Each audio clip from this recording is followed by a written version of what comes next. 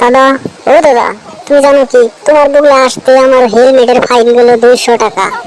আর ফাইনের কথা বলিস না রে নাকি ভাই, এই হেলমেটের জন্য আজকে থেকে 50 বছর আগে আমি যেটা ফাইন কাটছিলাম আর হেডার কিস্তি আমি এখন তোরে দিতেই রয়েছি।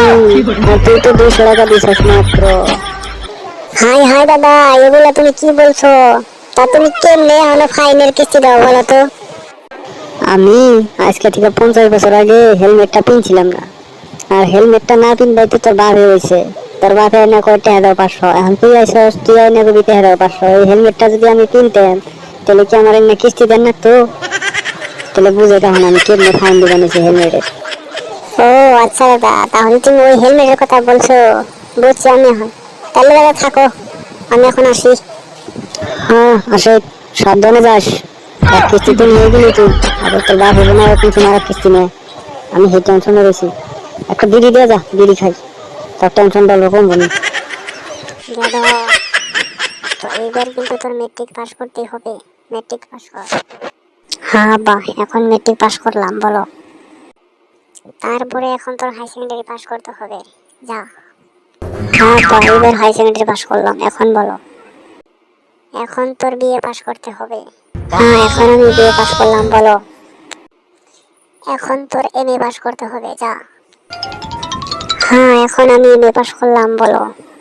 এইবার তোকে বিয়ে করতে হবে। হ্যাঁ ঠিক আছে আব্বা, এবার আমি বিয়ে করব। তাহলে চলো পাত্রী দেখতে যাব। বলো তো তোমার নাম কি? আমি তোমাকে বিয়ে করব, জলদি তোমার নাম বলো। এ শালার বুইড়া বেড়া নাকি কারা বিয়ে করবো? আমার নাম এরকম না, আমি বলে বুইড়া বেড়া নাকি বিয়ে করবো? শালা বুইড়া বেড়া জান দিকে নাগর হলাদা বাইটা দিমু। দাদা, এখন তো আমার জীবন শেষ। আব্বা বললো মেট্রিক পাস কর, হাই সেকেন্ডারি পাস কর, বিএ পাস কর, এমএ পাস কর, করলাম। এখন তো আমি বিয়ে করবো, এখন আমার মানুষ মেয়ে দেয় না, বুড়া বেড়া কর। এখন আমি কি করবো বলো আমাকে, জলদি বলো। আমি এখন কি করবো? তোর হ্যাঁ তোর বিয়ে, বিয়ে তুই চাকরি পাইছিস, তোর কেরা মেয়ে দিব না, কেরা বিয়ে করে। আর তোর টেনশন কর নাই কে, আর তোর বিয়ে করে নেবো কে? তোর দাদি আছে, তোর দাদির নিয়ে কদিন চলকা। যা, আমি তো এখন এমনিতে বুঝাইছি, তুই তোর দাদির নিয়ে চলকা। তোর বিয়ে করে নেবো কে? যা আরাম দাদা, বিয়ে শুধাইছি। দাদা, দাদি তো এখন বুড়ো হয়ে গেছে, আমি দাদির না চলবো কেমন করে? আমার গাড়িতে পিক আপ থাকা না, কই 1000 পিক আপ থাকা না গো, ওটার মধ্যে তো 100 পিক আপ উঠবো না, আমি কেমন করে চলবো দাদা?